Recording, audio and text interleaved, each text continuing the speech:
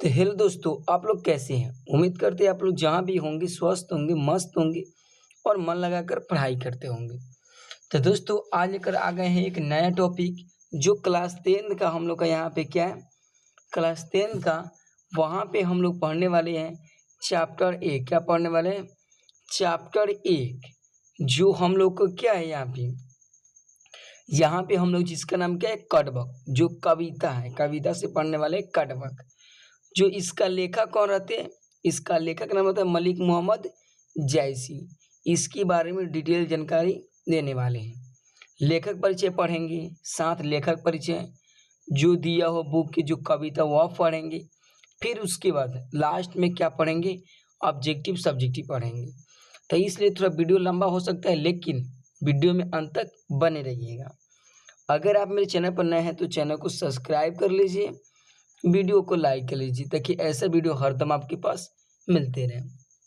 चलिए देर नहीं करते, वीडियो को स्टार्ट करते हैं। तो सबसे पहले एक तो प्रश्न यहाँ से बनता है कि कड़बक के लेखक कौन है? तो कड़बक के लेखक कौन है? मलिक मोहम्मद जैसी। याद रहेगा कि कड़बक कविता के लेखक कौन है? तो कड़बक कविता के लेखक कौन है? मलिक मोहम्मद जैसी हैं। याद रहेगा। इनका जन्म कब हुआ था? शताब्दी पूछेगा तो 15वीं शताब्दी, और अनुमानित लगाया गया है कब हुआ था? 1492 में। कब हुआ था? 1492 में।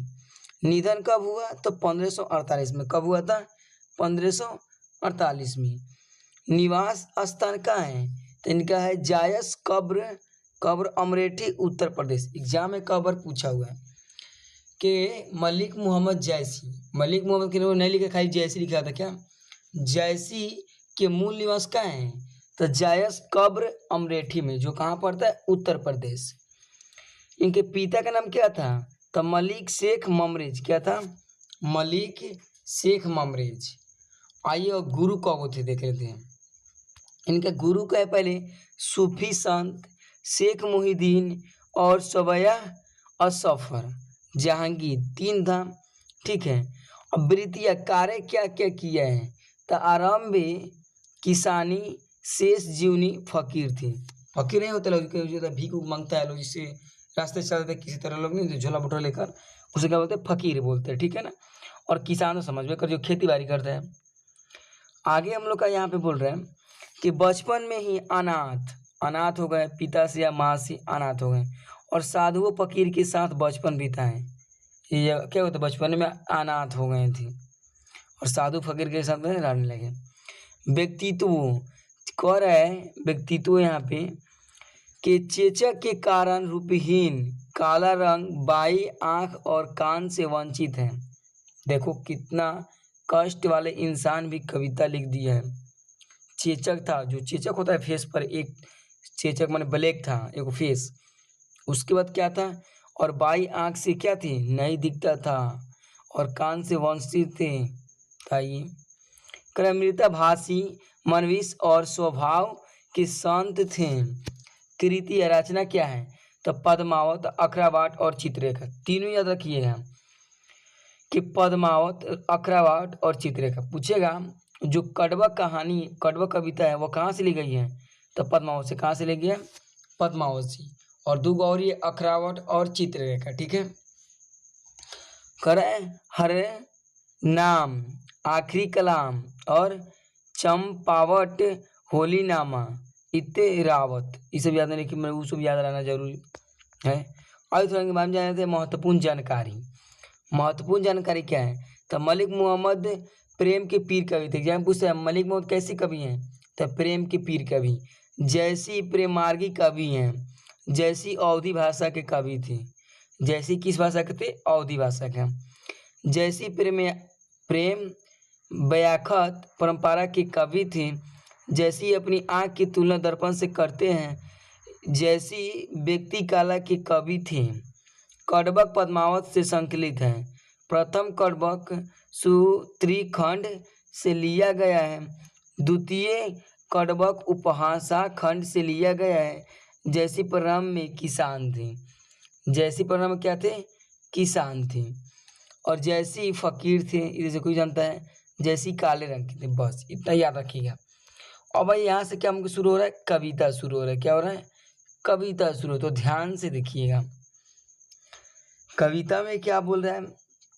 सबसे पहले कि हम लोग देखिए इसमें 2 कविता दी है, जो हम लोग प्रथम कविता पढ़ रहे हैं, प्रथम कड़वक के बारे में पढ़ रहे हैं।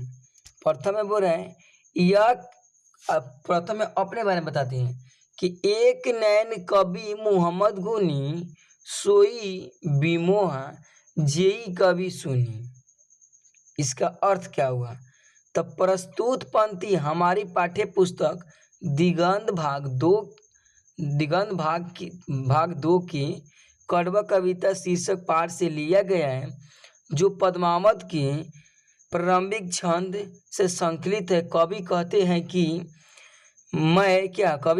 कि एक नैन के होते हुए, कड़वक जो है मलिक मौलवी जैसे बोलते हैं, एक नैन के होते हुए भी जैसी गुणवान है, उनकी काव्य को जो सुनता है वह क्या होता है, मोहित हो जाता है।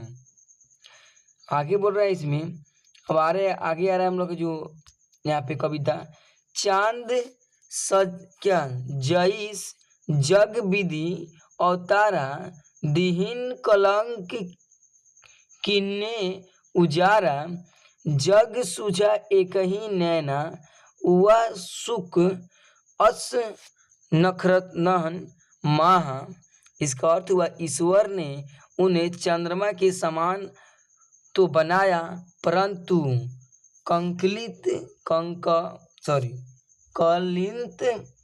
कलिंत भी कर दिया। कवि चंद्रमा के समान अपने काव्य की प्रकाश को संसार में फैला रहे हैं। कवि नक्षत्रों में शुक्र तारे के समान एक ही नैन से संसार देखते हैं, एक नैन के होते हुए संसार देखते हैं। आगे हम लोग का बोल रहे हैं यहाँ पे कि जय लही अबही डाव ना कोई तो लही सुगंध बसाई ना सोई किने समुद्र पानी जो खारा तो अति भऊ असुझ उपारा। अर्थ इसका हुआ, जब तक आम में मजरी मोजर नहीं होती तब तक उसमें सुगंध नहीं आती। विधाता ने संसार का जल भिखारा बना दिया तब वह आकाश तक ऊंचा हो गया। इतना ज़्यादा कि आगे बोल रहे हैं कि जो सुमेरु त्रिशूल निवासा भार कंचगिरु लगा आकाशा जो लही घड़ी कलंक ना पारा कांच होऊ नहीं कंचन मारा। इसका अर्थ क्या हुआ, इसका अर्थ हुआ जब तक सुमेरु पर्वत को त्रिशूल से नष्ट नहीं किया गया तब तक वह भी सोने का नहीं हुआ।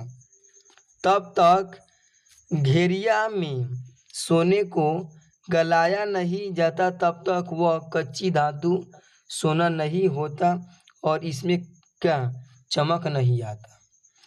आगे बोल रहे हैं एक नैन उस दर्पण और ते ही निर्मल भाव सब रूपवर्त गही मुख जो ही कई चाहूं।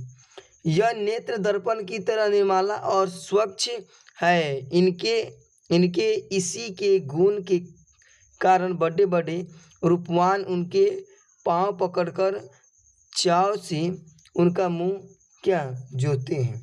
प्रथम पद में।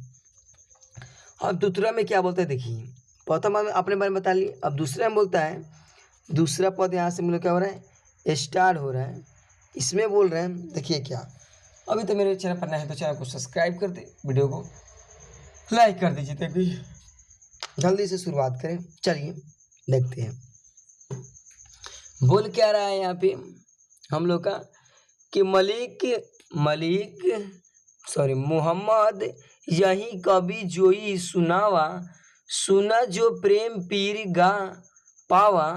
प्रस्तुत पंक्ति हमारी पाठ्य पुस्तक दिगंत भाग 2 के कड़वा कविता शीर्षक पाठ से लिया गया है, जो पद्मावत के अंतिम छंद से संकलित है।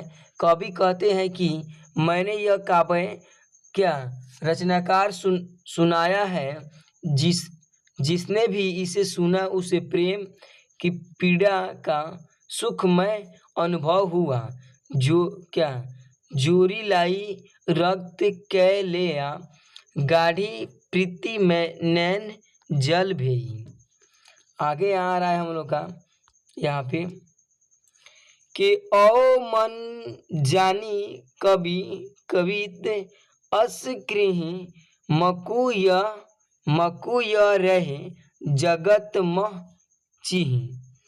बोला मैंने इस प्रेम काव्य को क्या लेई लगाकर जोड़ा है, इनकी गाढ़ी प्रति को आंसुओं के जल से भिगोया है। इस काव्य की रचना मैंने इसलिए किया है कि मेरे न रहने के बाद इस संसार में मेरी आखिरी निवास यही होगा। आगे हम लोग का बोल रहा है यहाँ पे कि कहाँ सो रतन सेन अस राजा, कहाँ सुआ असी बुद्धि उपराज उपसाजा, कहाँ अलाउद्दीन सुल्तान, कहाँ राधा जेई कीना बखानू, कहाँ सुपर पदु मावती रानी, कोई ना रहा जग रही कहानी। इसका अर्थ हुआ अब ना वह रतन सेन और ना वह बुद्धिमान सुआ है, ना क्या अलाउद्दीन, ना वह राधा चेतन और ना वह कौन रूपवानी पद्मावती रानी। इसमें ना कोई आज नहीं रहा, किंतु रहा गई उनकी यश की कहानी। बात तो सही है, आज हम ही लोग ना रहेंगे तो क्या हम लोग जो कुछ किए वही ना रहेगा। आगे बोल रहे हैं हम लोग का यहाँ पे कि धनी सो पुरुष जस कृति क्या जासु, फूल मैंने पै मरे बसु। जिस प्रकार फूल की क्या मुरझाव जाने पर भी उसकी क्या सुगंध रह जाती है, ठीक उसी प्रकार कीर्तिमान पुरुष के मर जाने के बाद भी उनकी मान प्रतिष्ठा व क्या रह जाती है, कृति नहीं मरती है। कर केई ना जगत जस बेचा, केई ना किन उस मोल, जो यह पढ़े कहानी हम सवय दुई बोल। इस संसार में यश ना होई किसी ने बेचा है और ना ही किसी ने खरीदा है। जो जो मेरे कलेज के खून से क्या रचित कहानी को पढ़ेगा वह उसे ज़रूर दो शब्दों में याद रखेगा। ठीक है ना। तो ये हम लोग कविता अब यहाँ से स्टार्ट कर रहे हैं क्या। आइए ऑब्जेक्टिव देख लेते हैं। ऑब्जेक्टिव 1 नंबर से चलिए स्टार्ट करें। ऑब्जेक्टिव OBJECTIVE ऑब्जेक्टिव यहाँ से स्टार्ट करें। ठीक है। तो अगर आप मेरे चैनल पर नए हैं तो चैनल को सब्सक्राइब कर लीजिए, वीडियो को लाइक कीजिए और व्हाट्सएप चैनल से जरूर जुड़ जाइएगा। ठीक है ना, क्योंकि वीडियो को नोटिफिकेशन वहाँ से मिलते रहता है। चलिए तो देर नहीं करते, देखिए 1 नंबर प्रश्न क्या बोलता है। प्रश्न हम लोग का बोल रहा है कि इनमें से प्रेम के पीर कवि कौन है। तो इनमें से आप लोग जानते हैं प्रेम के पीर कवि कौन है, तो जैसी हैं। जैसी किस शाखा के कवि हैं, तो प्रेम मार्गी। कैसे है, प्रेम मार्गी। आगे हम लोग का आ रहा है यहाँ पे कि जैसी की रचना निम्न में से कौन है। तो जैसी रचना निम्न में से कौन है, कड़वक है। क्या है, कड़वक को 2030 में पूछा हुआ है। जैसी किस भाषा के थी, तो जैसी कौन थी, वहाँ पे अवधी भाषा के थे। किस भाषा के, अवधी भाषा के थे। आगे आ रहा है यहाँ पे कि कड़वा के रचयिता कौन है, तो जैसी है। कौन है, जैसी है। मलिक मोहम्मद जैसी कैसी कवि हैं, तो प्रेम मार्गी। कैसे है, प्रेम मार्गी। आगे आ रहा है यहाँ पे मलिक मोहम्मद जैसी किस परंपरा के कवि हैं, तो मलिक मोहम्मद किस परंपरा के कवि हैं, तो वहाँ पे है हम लोग का अवधी भाषा के। ठीक है। आगे आ रहा है हम लोग का यहाँ पे कि मलिक मोहम्मद कवि या जोई सुनावा। कवि ने जोरी शब्द का प्रयोग किसके लिए किया है, तो किसके लिए किया है, वहाँ पे किया है जोड़ तोड़ तोड़ कर नहीं, चुन चुना कर, घटा घटा कर हम लोग का सी हो जाएगा। क्या हो जाएगा? जोड़ जोड़ कर, ठीक है ना? तो क्या हो जाएगा? सी बिल्कुल करेक्ट हो जाएगा। मलिक मोहम्मद जैसी किस काल के कवि हैं? तो किस काल के थे? तो मलिक मोहम्मद हम लोग किस काल के थे? तो मलिक मोहम्मद हम लोग का क्या भक्ति काल के थे? किस काल के? भक्ति काल के थे। आगे आ रहा है, पद्मावत किस भाषा में रचना है? तो पद्मावत अवधी भाषा में। किसमें? अवधी भाषा में। कह रहा है कड़बक कहाँ से लिया गया है? तो कड़बक कड़बक लिया गया पद्मावती से। कहाँ से लिया गया? पद्मावती से। सुमेरु का परिचय क्या होगा? सुमेरु का है हम लोग का क्या हो जाएगा? नीलगिरी। और नीलगिरी कहाँ होगा? नीलगिरी। आपसे क्या हो जाएगा? ए बिल्कुल करेक्ट हो जाएगा। कह रहा है जैसे किस भाषा के कवि हैं? तो जैसे हम लोग का यहाँ पे ब्रज भाषा हो जाएगा। भाषा पूछेगा तो क्या हो जाएगा? ब्रज भाषा का थी। आगे हम लोग सॉरी यहाँ पे आगे आ गया, थोड़ा सॉरी है यहाँ पे हम लोग क्वेश्चन में इधर छूट गया था वो ना। नहीं ठीक है,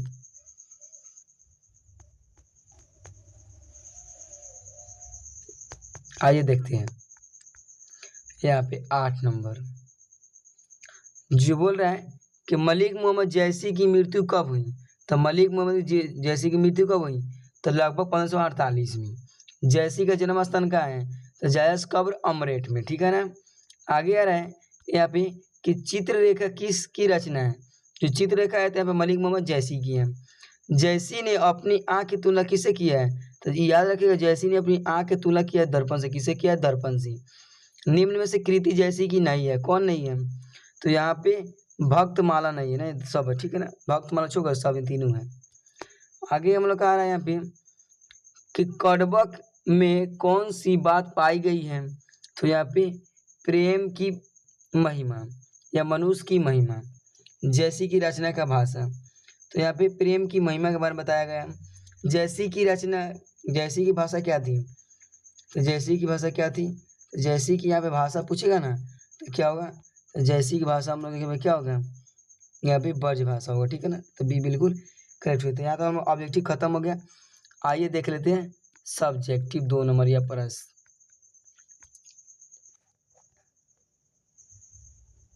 कहाँ गया? यहाँ से आ रहा है। आइए इसको भी स्टार्ट कर, थोड़ा देर के होगा ना। चलिए, बोल रहा है कि जैसी की 2 रचनाओं का नाम लिखी। तो जैसी की 2 रचनाओं जो 2 जैसी मलिक मोहम्मद जैसी की 2 रचनाओं देखो, पहले का पद्मावत, दूसरा अखरावत, ठीक है? ऐसे लिख दीजिएगा। अगर है कड़बक के कवि की सोच क्या थी? तो कड़बक शीर्षक कविता के रचनाकार मलिक मोहम्मद जैसी कवि की सोच यह है कि जिस प्रकार फूल झड़कर नष्ट हो जाते हैं पर उसी क्या खुशबू रह जाती है, ठीक उसी प्रकार कभी भी एक दिन मर जाने पर उसकी लिखी कविता अमर रहेगी। मान लो जी मर गए तभी हम लोग कविता पढ़ रहे हैं कि ना, वैसे ही बात इसमें बता रहे हैं। मलिक मोहम्मद जैसी की प्रेम के संबंधित वह धारण क्या है? तो मलिक मोहम्मद जैसी प्रेम के पीर कवि हैं। उन्हें प्रेम मार्गी कवि भी कहते हैं। जैसी के कड़बक कविता में प्रेम के भाव अत्यंत सुखदायक है। इनके प्रेम कहानी में प्राणों से हृदय से मेल है। जैसी की प्रेम कवि क्या शहद के जैसी मीठी है। कवि ने आगे बोल रहा है यहाँ पे, कवि ने अपनी एक आँख की तुलना दर्पण से क्यों की है? तो कवि मलिक मोहम्मद जैसी ने अपनी एक आँख की तुलना दर्पण से इसलिए की क्योंकि दर्पण वास्तव चेहरा ही दिखाता है। दर्पण के सामने जो रहेगा दर्पण उसी का प्रतिबिंब दिखाएगा। कवि दर्पण की तरह ही निर्मल और स्वच्छ क्या स्वभाव है। मतलब आईना के सामने खड़ा होंगे, दर्पण शीशा के सामने, तो जैसा रहेंगे उसे नहीं दिखाएगा। वैसे ही थे मलिक मोहम्मद जैसी अपने आँख की तुलना करती थी। 2 प्रश्न और ये कि रक्त के लेई का अर्थ क्या होता है? तो रक्त के लेई यह पंक्ति कड़बक शीर्षक कविता से उद्धृत है जिसके रचनाकार मलिक मोहम्मद जैसी जी हैं। इस पंक्ति का यह यह अर्थ है कि जैसी ने अपनी काव्य को क्या रक्त की लेई से जोड़ा है, जिसमें नेत्रों की आंसू ही मोही और प्रेम रस का संगम है। आगे बोल रहे हैं हम लोग का लास्ट नंबर कि यहाँ पे मोहम्मद यही कवि जोई सुनावा, यह कवि ने जोई का सब प्रयोग जोरी का सब प्रयोग किसके लिए किया है? तो कवि मलिक मोहम्मद जैसी ने जोई शब्द का प्रयोग जोड़ने के अर्थ में किए हैं, क्योंकि जोड़ का अर्थ अवधी भाषा में जोड़ना ही होता है। बस, तो हम लोग के यहाँ पे क्या हुआ, हम लोग के यहाँ पे समाप्त हुआ, उस दूसरे को दिया हुआ, ठीक है ना। तो आई होप आपको वीडियो समझ, तब तक के लिए धन्यवाद। मेरे चैनल को सब्सक्राइब कर लें, वीडियो को लाइक कर लीजिए। इसका PDF चाहिए तो नंबर यह है, या टेलीग्राम ज्वाइन कर लीजिए। नंबर दे देना 7643087839। इस पर व्हाट्सएप कीजिए, हम करेंगे आपको PDF सेंड कर देंगे। Thank you.